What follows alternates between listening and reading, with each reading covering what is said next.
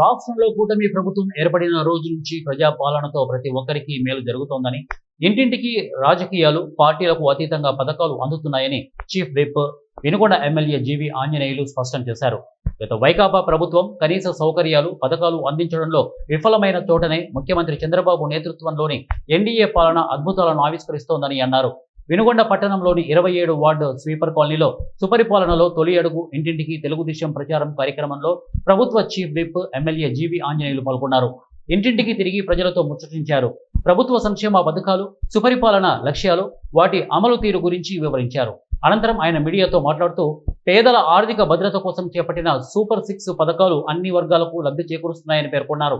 3 ఉచిత గ్యాస్ సిలిండర్లతో పాటు ఆగస్టు 15 నుంచి మహిళలకు ఉచిత బస్సు ప్రయాణం ప్రారంభమవుతుందని ప్రకటించారు. పింఛన్లు పెంపు, కొత్త పింఛన్ల మంజూరుకు చర్యలు తీసుకుంటున్నామని తెలిపారు. వినుకొండకు సంబంధించి ప్రత్యేకంగా శాశ్వత మంచినీటి పథకం కోసం 210 కోట్ల నిధులు మంజూరు చేయించినట్లు వెల్లడించారు.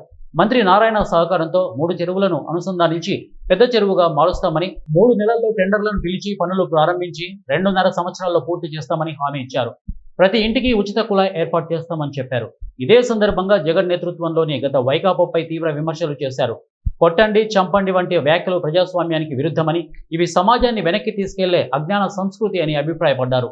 ప్రజల సంక్షేమం కోరి బాధ్యతాయుతమైన మాటలు చెప్పాల్సిన నాయకులు రెచ్చగొట్టే భాష ఉపయోగించడం బాధాకరమని అన్నారు. వారి మాటలు చేతలకు తగినట్లే గత వైకాపా ప్రభుత్వంలో గంజాయి బ్యాచ్లు, అరాచక పాలన పెచ్చువీయిందని విమర్శించారు. ఇక అందుకే చీకట్ల నుంచి వెలుగుకు దారి తీసే చంద్రబాబు ప్రభుత్వాన్ని ప్రజలు ఆశీర్వదిస్తున్నారని వారన్నారు. మంత్రి నారాయణ గారి సహకారంతో 210 కోట్ల నిధులు తీసుకొచ్చాం.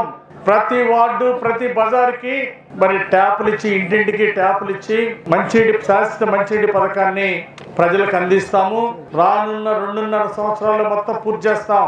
రానున్న 3 నెలల్లో టెండర్ ప్రాసెస్ అయిపోయి పనులు మొదలవుతాయి. 2.5 సంవత్సరాల్లో మొత్తం స్కీమ్ మొత్తం పూర్తి చేసి 2 years లోనే ప్రజలకు అందించే విధంగా ముందుకెళ్తాం. ఎన్నో సంవత్సరాల కళ, పేదల కళ, ఇంటింటికి మంచిళ్ళు కావాలి, ప్రతిరోజు మంచిళ్ళు కావాలని ప్రజల కళలు ఈ రోజు నెరవేరుతున్నాయి.